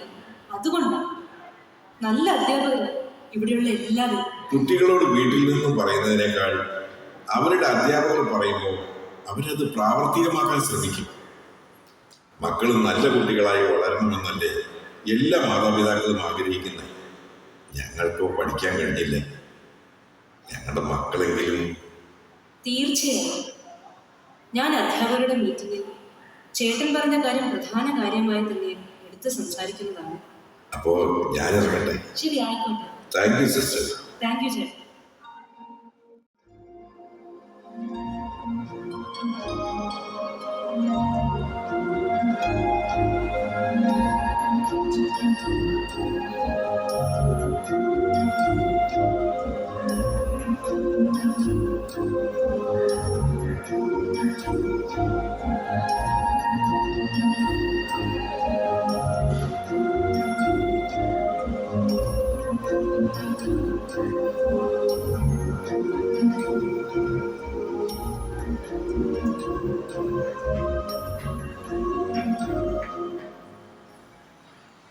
അപ്പച്ച, ഇന്ന് ഞങ്ങളെ 3 പേരെ വിളിച്ചു വരുത്തിയത് എന്തിനാണെന്ന് പറഞ്ഞില്ലല്ലോ? പറയാം. അതിനു മുമ്പേ നിങ്ങളുടെ വിശേഷമൊന്നും പറഞ്ഞില്ലല്ലോ. എല്ലാവർക്കും സുഖമല്ലേ? അപ്പച്ച, എനിക്ക് സുഖം. എന്റെ കെട്ടിയാണ് സുഖം. ആ, എന്നാ വേണം? ആ, അവനിപ്പോ ജോലിക്ക് പോകുന്നില്ലേ? ഉണ്ട്, ഇന്ന് വരണമെന്നുണ്ടായിരുന്നു. പക്ഷേ മാനേജർ ആയതുകൊണ്ട് ജോലിക്ക് പോകേണ്ടി വന്നു. ആ, ഷോണിനോ? അവളിന്ന് കമ്പനി പോയിരിക്കുക. അവള് ദിവസം മാറി നിന്ന ആകെ പ്രശ്നമാ അപ്പച്ച. ഓഹോ, എന്നാ പിന്നെ പിള്ളേരെ കൂട്ടമായിരുന്നില്ലടാ. അത് പിന്നെ അപ്പച്ച, ഞങ്ങൾ രണ്ടുപേരും കൂടി വരാനിരുന്നു. പക്ഷേ പുള്ളിക്കാരൻ ടൂറിൽ ഇന്നലെ വരുമെന്നാ പ്രതീക്ഷിച്ച്. നാളെയും കൂടി കഴിഞ്ഞേ വരും. അവൻ വിളിച്ചത് കൊണ്ടാണ് ഞാൻ ഒറ്റയ്ക്കായാലും വന്നത്. പിന്നെ ഞാൻ വിളിച്ചത് ഒരു കാര്യം പറയാനാണ്. എന്താ അപ്പച്ച, നമ്മുടെ സ്വത്ത് വീതം വെക്കാനാണ്? ഓ, അങ്ങനെ ഒരു ചിന്ത നിങ്ങളുടെ മനസ്സിലുണ്ടല്ലേ? കുറച്ചേ ഉള്ളൂവെങ്കിലും അത് കിട്ടിയിരുന്നെങ്കിൽ എനിക്ക് ഫ്ലാറ്റ് വാങ്ങാമായിരുന്നു. കുറച്ച് പൈസയുടെ കുറവുണ്ടായിരുന്നു. ഞങ്ങൾക്കാണെങ്കിൽ ആ ക്ലിനിക് ഒന്ന് മോഡിഫൈ ചെയ്യാമായിരുന്നു. ഓ, നല്ല തിരക്കപ്പച്ച. അയ്യോ, നീ എന്താ ഒന്നും മിണ്ടാതെ നിൽക്കുന്നത്? അപ്പന്റെ അമ്മയുടെയും സ്വത്ത് നിനക്കും അവകാശപ്പെട്ടതല്ലേ? നിനക്കും വേണ്ട ഒരു ഷെയർ. അപ്പച്ച, എനിക്കൊന്നും വേണ്ട. എന്റെ ഭർത്താവിന് ചെറുതാണിയിൽ ഒരു ജോലിയുണ്ട്. ജീവിച്ചു പോകാൻ അത് മതി. പിന്നെ എന്റെ ഏറ്റവും വലിയ സ്വത്ത് എന്റെ അപ്പനും അമ്മയല്ലേ, അത് മതി എനിക്ക്. കേട്ടോടാ എന്റെ മോള് പറഞ്ഞത്? അല്ലേലും ഇവിടെ വിശ്വസിക്കാൻ പോലില്ല. നമ്മള് നല്ല വെള്ള ചമയം. ചെറുപ്പം മുതൽ അപ്പനും അമ്മയ്ക്ക് അവളോടല്ലേ സ്നേഹമുള്ളൂ, അതുപോലെ അവർക്കും. എന്താ ഒരു തർക്കം? അല്ലമ്മേ, നമ്മുടെ മക്കളൊക്കെ ഒത്തിരി വളർന്നു പോയത് നമ്മൾ അറിഞ്ഞില്ലല്ലോ. നമ്മുടെ പ്രതീക്ഷകളെക്കാൾ കാര്യമായി അവർ വളർന്നടി. അതിനിപ്പോ എന്താ ഉണ്ടായത്? ഞങ്ങൾക്ക് ഞങ്ങളുടെ ഷെയർ വേണം, അത്രേ ഉള്ളൂ. എന്താ മോനെ നീ പറഞ്ഞത്? ഒന്ന് മാറി നിൽക്കുന്നല്ലേ. എന്തായാലും എനിക്കിന്ന് രണ്ടിലൊന്നും അറിയണം. എന്റെ വൈഫ് പറഞ്ഞിരിക്കുവാ ഇവിടത്തെ ഷെയർ കൊണ്ടു ചെന്നാൽ ബാക്കി അവരുടെ അപ്പം തരുമെന്ന്. എന്നാടാ നിനക്ക് വൈഫും അമ്മായിയപ്പനൊക്കെ ഉണ്ടായത്? ഞങ്ങളുടെ വിയർപ്പിന്റെ വില നിനക്കറിയില്ല. അപ്പ ചേട്ടൻ പറഞ്ഞത് ശരിയാ. ഞങ്ങൾക്കുള്ളത് ഞങ്ങൾക്ക് തന്നേരെ. നിങ്ങൾ രണ്ടാളും ഞങ്ങളെ ഒന്ന് വെട്ടിമുറിച്ചെടുത്തോ.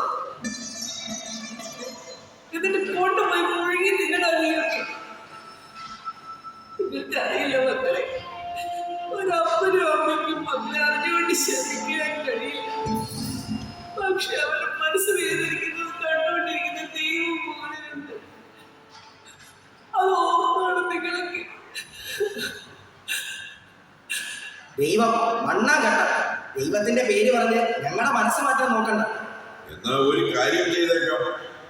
ഉള്ളത് നിങ്ങൾക്ക് തന്നിട്ട് ഞങ്ങൾ നിങ്ങളുടെ കൂടെ അങ്ങ് വന്ന് താമസിക്കാം. എന്താ? ഏയ് അതൊന്നും പറ്റില്ല. അവിടെ പിള്ളേരുള്ളതാ. നിങ്ങൾ വന്നാ പിന്നെ ഈ തറ മലയാളം പറഞ്ഞ് ഞങ്ങളുടെ മക്കളെ ഇല്ലാതാക്കും. അല്ലേലും എന്റെ മക്കൾക്ക് ഇംഗ്ലീഷേ അറിയും. അത് ശരി തന്നെയാണ്.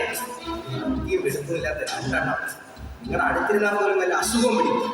ആലോചിച്ചൊരു തീരുമാനം ഉണ്ടാക്കിയേ പറ്റും. നീ വരുന്നതിന്റെ പാടി.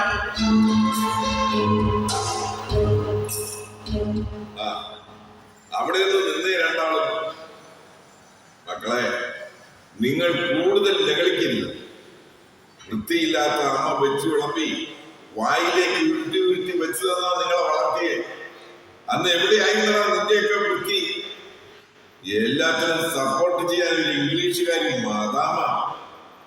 നിങ്ങൾ കേട്ടാലും കേട്ടില്ലേലും ഒരു കാര്യം ഞാൻ അറിയിക്കാം. ഈ നിൽക്കുന്ന നിങ്ങളുടെ അമ്മ വളരെ അവശതയായി. ശ്വാസം എടുക്കാൻ പോലും പറ്റുന്നില്ല. ശ്വാസകോശത്തിൽ ക്യാൻസർ ആയിരിക്കുമെന്നാണ് ഡോക്ടർ പറഞ്ഞത്. ചികിത്സിക്കണമെങ്കിൽ ഒത്തിരി പണം ആവശ്യമുണ്ട്. നിങ്ങൾക്ക് എന്ത് ചെയ്യാൻ പറ്റുമെന്ന് അറിയാനാ നിങ്ങളെ ഞാൻ വിളിച്ചു വരുത്തിയേ. നിങ്ങൾക്ക് വേണ്ടി ഒത്തിരി കഷ്ടപ്പെട്ട ആളല്ലേ ഈ പാവം സ്ത്രീ.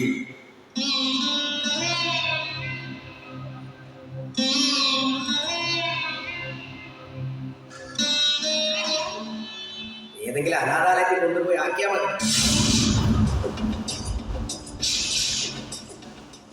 അല്ലാതെ എന്റെ കയ്യിൽ പണമൊന്നുമില്ല. സമൂഹത്തിൽ ഒരു നിലയും വിലയുള്ളവനല്ല. ഉള്ളതല്ല ഇങ്ങോട്ട് തന്ന ഞങ്ങൾ പിന്നെ തെണ്ടി നടക്കേണ്ടി വരും. അതറിയോ നിങ്ങൾക്ക്? മോനെ, നീ എന്താണ് പറയുന്നത്?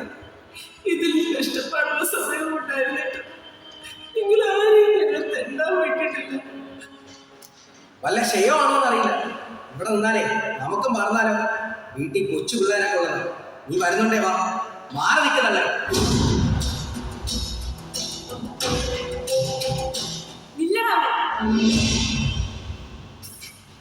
എന്റെ അമ്മയുടെ ദേഹത്ത് തൊട്ടാലുണ്ടല്ലോ അടിച്ചു നിന്നെ ഞാൻ. ഇനിയും നിനക്കറിയില്ലേടാ, ഇവയ്ക്ക് പട്ടിണി ഇടന്നിട്ടാണ് ഇവയ്ക്ക് എല്ലാം തന്നു വളർത്തിയത്. ഒരാളുടെ കൈ കൊണ്ട് ഒരു നേരം ആഹാരം കഴിച്ച പട്ടിയുടെ സ്നേഹം പോലും നിനക്കില്ലല്ലോ. നന്ദിയില്ലാത്തവൻ. നീ ഒരു അമ്മയല്ലേടി, എന്റെ മക്കളെ പെറ്റതല്ലേ.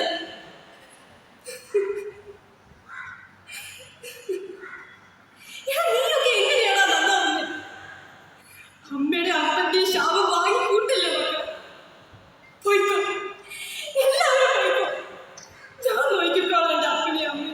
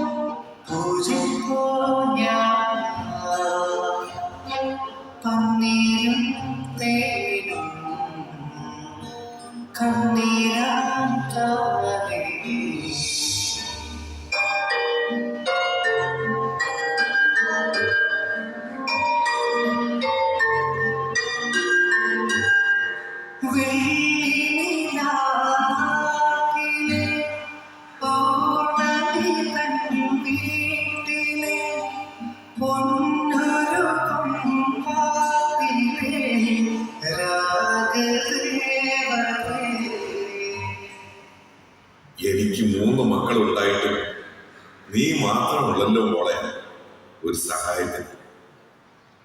ഒത്തിരി കഷ്ടപ്പെട്ടു, പട്ടിണി കിടന്നു. അന്നത്തെ അധ്വാനത്തിന്റെ ഫലമാണ് ഇപ്പൊ നിന്റെ അമ്മ അനുഭവിക്കുന്നത്. മണ്ണും പൊടിയും ഒത്തിരി തിന്നതല്ലേ? അവര് രണ്ടുപേരും വന്നിട്ട് പുറത്തിറങ്ങിയിട്ടില്ലല്ലോ. വിശ്രമിക്കുകയായിരിക്കുമല്ലേ? അവൻ ഇത്രയും ദൂരെ യാത്ര ചെയ്ത് വന്നതല്ലേ അമ്മേ? അവര് വന്നു. എനിക്കും പഠിക്കാൻ കഴിഞ്ഞില്ല. എന്റെ മക്കൾ നന്നായി പഠിച്ച് ജോലിയും പൈസയും എല്ലാം ആയിക്കഴിഞ്ഞാൽ ഞങ്ങൾക്ക് വലിയ അലച്ചിലില്ലാതെ കഴിയാമല്ലോ എന്ന് കരുതി പഠിപ്പിച്ചു, വളർത്തി. എല്ലാം വെള്ളത്തിൽ വരച്ച വര പോലെയായില്ലേ?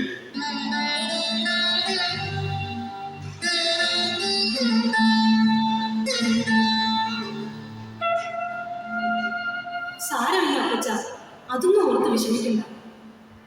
അമ്മയുടെ അവസ്ഥ കണ്ടല്ലോ രണ്ടാളും. എത്ര നാളായാലും അങ്ങോട്ട് തിരിഞ്ഞു നോക്കിയിട്ട്. അപ്പനും അമ്മയും ചത്തോ ജീവിച്ചിട്ടുണ്ടെന്ന് പോലും നിനക്ക് അറിയണ്ടല്ലോ. മക്കളെ, ഒന്നിനും വന്നേടാ. ഞാനൊന്ന് കാണട്ടെ. മോളെ, നീയോ അമ്മയോട് പിണങ്ങിയോടി? നിങ്ങളെന്താ മക്കളെ പിള്ളേരെ കൊണ്ടുവരാത്തെ? എനിക്കിനി അവരെ കാണാൻ പറ്റുമെന്ന് അറിയില്ലല്ലോ. അമ്മ പറഞ്ഞത് കേട്ടില്ലേ? ആ അമ്മയുടെ മുലപ്പാല് കുടിച്ച് വളർന്ന മക്കളല്ലേടാ നിങ്ങളൊക്കെ. അമ്മയോട് എന്തെങ്കിലുമൊക്കെ ഒന്ന് മിണ്ടിക്കൂടെടാ മക്കളെ നിനക്ക്. എന്താടാ അപ്പം പറഞ്ഞത് കേട്ടില്ലേ? നീയൊക്കെ മനുഷ്യജന്മം തന്നെ അല്ലേടാ. നിനക്കൊക്കെ മക്കളുള്ളതല്ലേ? നടക്കുന്നു. മിണ്ടാതിരി. നിനക്ക് അപ്പന്റെ കയ്യിൽ നിന്ന് എന്തെങ്കിലും കിട്ടുമെങ്കിൽ വാങ്ങിച്ചോ. എന്നെ ഭരിക്കാൻ വന്നാലുണ്ടല്ലോ മാറിക്കടിയോ. എന്താണ് ഈ കാണിച്ചത്? ഇതിനാണോടാ ഞാൻ നിങ്ങളെ ഫോൺ ചെയ്ത് വിളിച്ചു വരുത്തിയത്? 4 ക്ലാസ് വരെ എന്നെ പഠിപ്പിച്ച അധ്യാപകനല്ലേ സാർ? എന്താ സാർ ഇവരിങ്ങനെ തുടങ്ങുന്നത്? എന്നെ ഈ നിലയിലെത്താൻ സാറല്ലേ എന്നെ സഹായിച്ചത്? 4 സെന്റും വീടും മാത്രമേ എനിക്കുള്ളൂ. മക്കളെ 3 പേരെയും കുഴപ്പമില്ലാത്ത രീതിയിൽ ജീവിക്കാൻ ആക്കിയില്ലേ സാറേ? ഞങ്ങൾക്കുള്ളതെല്ലാം വീതം വെച്ച് ഇവർക്ക് കൊടുക്കാൻ. പിന്നെ ഞങ്ങൾ എവിടെ പോകും സാറേ?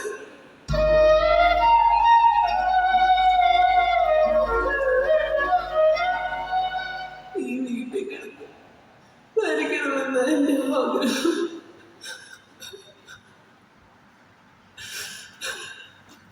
ഒത്തിരി കുട്ടികളെ കണ്ടിട്ടുള്ളവനാണ് ഞാൻ. നിങ്ങളിൽ എനിക്കൊരു നല്ല പ്രതീക്ഷ ഉണ്ടായിരുന്നു. പ്രത്യേകിച്ച് ഇവന്റെ മക്കളായതുകൊണ്ട് ഒരു കാര്യം നിങ്ങൾ അറിയണം. 10 മാസം ചുമന്ന് നൊന്ത് പെറ്റ് കൊല്ലാതെ വളർത്തിയെടുത്തതിന്റെ നന്ദിയെങ്കിലും കാണിച്ചുകൂടിയ സാറേ അവർക്ക്. എന്നാ കഷ്ടപ്പെട്ടെന്നാ പറയുന്നത്? എന്താണെന്ന് നിനക്കറിയില്ലെങ്കിൽ ഞാൻ പറഞ്ഞുതരാം. നിന്റെ അമ്മയുടെ വയറ്റിൽ നീ രൂപം കൊണ്ടത് മുതൽ ഒത്തിരി സന്തോഷിച്ചവളാണ് നിന്റെ അമ്മ. വേദന കടിച്ചമർത്തി നൊന്ത് പ്രസവിച്ച നിങ്ങളെ ഒരു നോക്ക് കാണാനുള്ള നിന്റെ അമ്മയുടെ വെപ്രാളവും സന്തോഷവും നേരിട്ട് കണ്ടവനാണ്. മക്കൾക്ക് വേണ്ടി എന്തും ത്യജിക്കുന്നവരും സഹിക്കുന്നവരുമാണ് അമ്മ. ഇതൊന്നും അല്ലാതെ ഒരു കാര്യം കൂടി നിങ്ങൾ അറിയണം. വഴക്ക് കൂടാനും വഴക്ക് പറയാനും എപ്പോഴും നിങ്ങളുടെ കൂടെയുള്ള നിങ്ങളുടെ ചേച്ചിയില്ലേ? നിങ്ങൾ അസൂയയോടെ നോക്കിക്കാണുന്ന നിങ്ങളുടെ ചേച്ചി, അവൾക്കൊരു ചരിത്രം.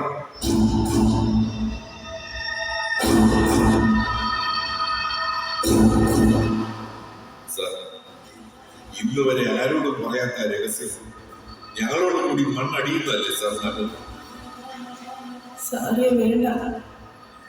ഇത്രയും നാൾ അറിയാത്ത കാര്യം ഇനി ആരും അറിയാതിരിക്കട്ടെ സാറേ. അത് പോരാ, അഹങ്കാരികളായ ഈ 2 മക്കളും അറിയണം. ഈ നിൽക്കുന്ന 5 മോളുണ്ടല്ലോ, അപ്പനെ അമ്മയും പൊന്നുപോലെ നോക്കുന്ന 5 മോള്, അവള് നിങ്ങളുടെ അപ്പനും അമ്മയ്ക്കും ജനിച്ച മകളല്ല.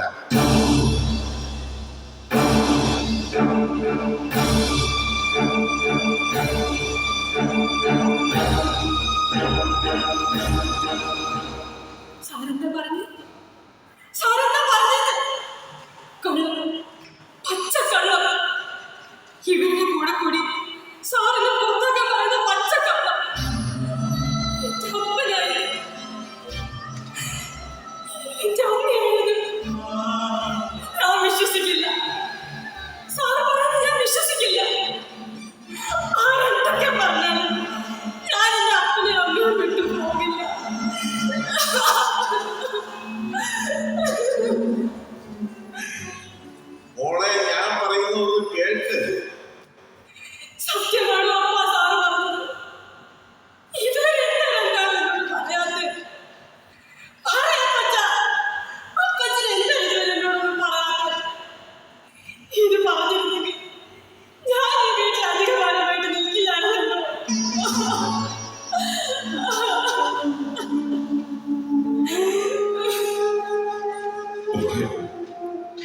ഞാൻ എന്റെ ജീവിതത്തിൽ സ്നേഹിക്കുന്ന നിന്നോട് ഞാനത് എങ്ങനെ പറയും മക്കളെ?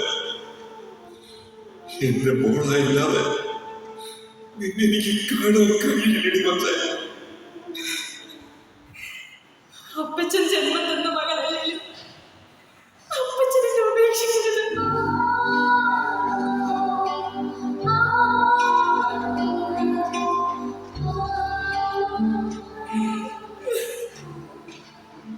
ഈ കേട്ടതെല്ലാം ശരിയാണോ സർ? വേറൊരു നാട്ടിൽ താമസിച്ചുകൊണ്ടിരുന്ന ഇവരുടെ വീട്ടിലേക്കുള്ള വഴിവക്കിൽ നിന്നും ഒരു കുട്ടിയുടെ കരച്ചിൽ കേട്ടെത്തിയപ്പോ അവിടെ കണ്ട കുഞ്ഞാണി എടുത്തു വളർത്തുന്ന കുഞ്ഞാണെന്ന് അറിയിക്കാതിരിക്കാൻ അവിടെ നിന്ന് നാട് വിട്ടു വന്നതാണ് ഇവിടെ. അവസാനമായി ഞാൻ എൻ്റെ അമ്മയെ വിളിച്ചോട്ടെ. എനിക്കൊത്തിരി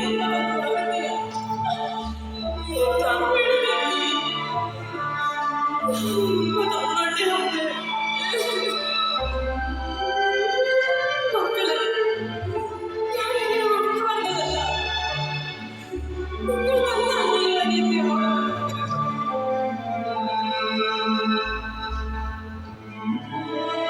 ക്ഷമ ചോദിക്കുന്നു.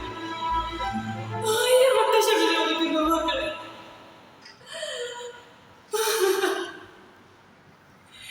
അപ്പച്ച, എനിക്ക് എൻ്റെ അപ്പനെ അമ്മയെ കാണുമെന്ന് തോന്നുമ്പോ ഈ പടിവാതിൽക്കൽ വന്ന് നിൽക്കുമ്പോ ഒന്നിറങ്ങി വരണേ. നിങ്ങളൊരു നോക്ക് കാണാൻ.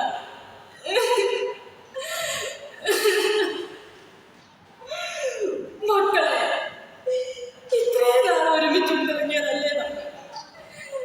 അതിനെങ്കിലും അനുവദിക്കില്ലേ മക്കളെ?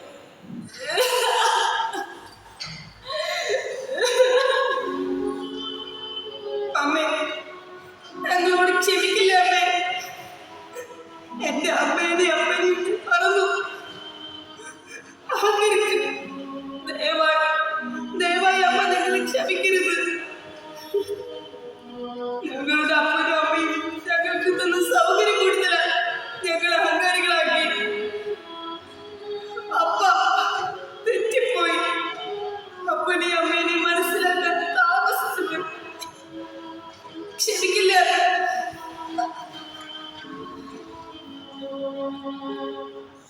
എന്റെ പൊന്നുപോലെ നീ എന്നെ ഇട്ടിച്ച് പോവുകയാണോടി?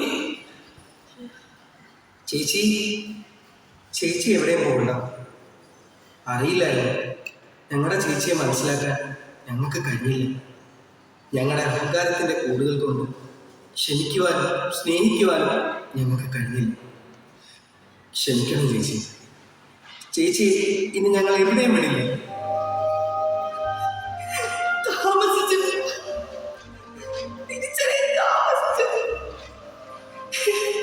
എന്റെ ചേച്ചി ഇനിയും പോകണ്ട. ഇന്നും ഞങ്ങളുടെ കൂടെ വേണം. സാറ് പറഞ്ഞതുപോലെ വഴക്ക് കൂടാൻ വഴക്ക് പറയാൻ ക്ഷമിക്കില്ലേ ചേച്ചി?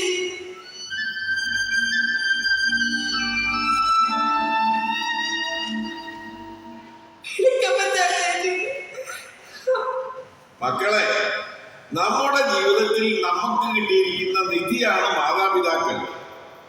അക്കാര്യം നമ്മൾ ആരും മറക്കരുത്. അവരുടെ മനസ്സ് ഒരിക്കലും വേദനിക്കുവാനുള്ള അവസരം ഉണ്ടാക്കരുത്. മാതാപിതാക്കളുടെയും ഗുരുക്കന്മാരുടെയും അനുഗ്രഹമാണ് നമ്മുടെ ജീവിതത്തിൽ എന്നും മുതൽക്കൂട്ടായി നമ്മുടെ കൂടെ ഉണ്ടാവുക എന്ന കാര്യം നിങ്ങൾ ആരും മറക്കരുത്. സ്നേഹിക്കണം, മരണം വരെ.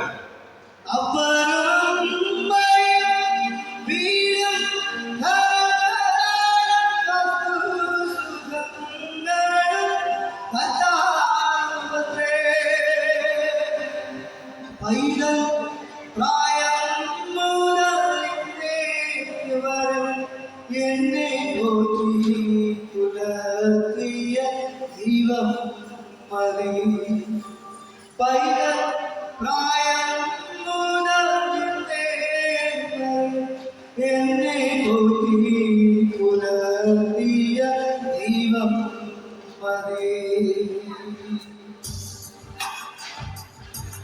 ജീവിതത്തിൽ ശൂന്യത എന്തെന്ന് അനുഭവിച്ചറിയണമെങ്കിൽ അമ്മയില്ലാത്ത വീട്ടിലേക്ക് കയറി ചെല്ലണം. അമ്മ ഉറങ്ങുന്നതും ഉണരുന്നതും കണ്ടിട്ടില്ലാത്ത നമ്മുടെ മക്കൾ. കാരണം ആദ്യം ഉണരുന്നതും അവസാനം ഉറങ്ങുന്നതും അമ്മയാണ്. സ്നേഹത്തിന്റെ അവസാനത്തേതും ആദ്യത്തേതുമായ വാക്കാണ് അമ്മ. അതുകൊണ്ട് പ്രിയ മക്കളെ, മാതാപിതാക്കളുടെ മനസ്സ് വേദനിപ്പിക്കാൻ അവസരം കൊടുക്കരുത്. അവരെ സ്നേഹിക്കുക, സംരക്ഷിക്കുക.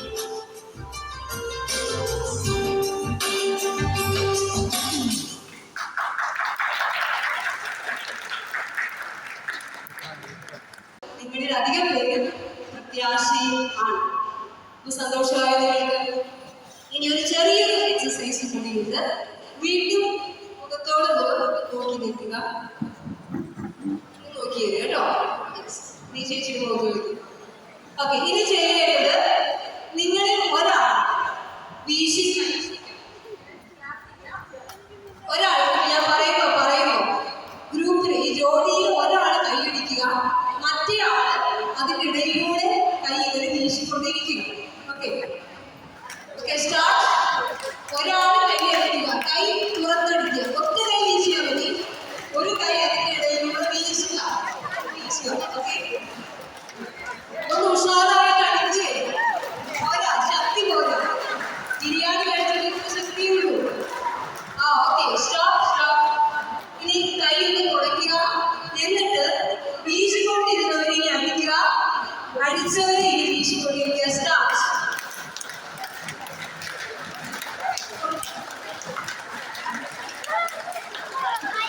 Okay, stop. ഇനി നിങ്ങൾക്ക് ഇരിക്കാം ഒരു മിനിറ്റ്.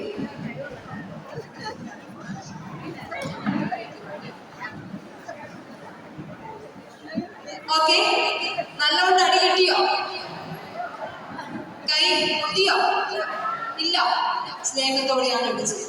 ഇനി ഒരു ചോദ്യം കൂടി. നിങ്ങളില് എത്ര പേർക്ക് ഫീൽ ചെയ്തു, കൈ അടിച്ചു, ഞാൻ കൈ വീശിക്കൊണ്ടിരുന്നപ്പോൾ എൻ്റെ കയ്യിൽ കൊള്ളാതിരിക്കാനായിട്ട് അടിക്കുന്ന ആള് വളരെ കരുതലോടെ ശ്രദ്ധിക്കുന്നുണ്ടായിരുന്നു എന്ന് മനസ്സിൽ അനുഭവപ്പെട്ടവരെ ഒന്ന് കൈവയ്ക്കുക ആത്മാർത്ഥമായിട്ട്.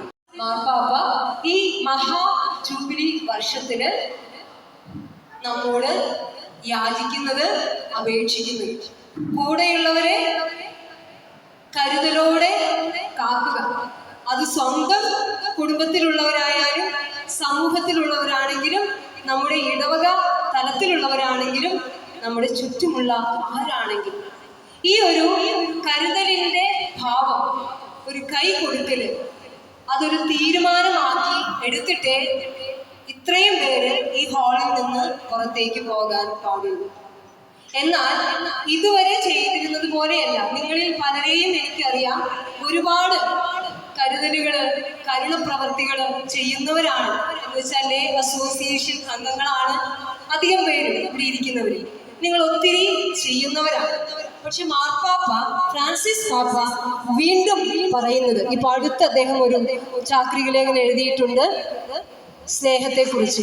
അപ്പൊ അതിൽ പറയുന്ന ഒരു ആഹ്വാനം, ഹൃദയം ഏകുക, ഹൃദയമാകുക, ഹൃദയമാകുക, ഹൃദയമേകുക എന്ന് വെച്ചാൽ സ്നേഹിക്കുക, സ്നേഹം കൊടുക്കുക.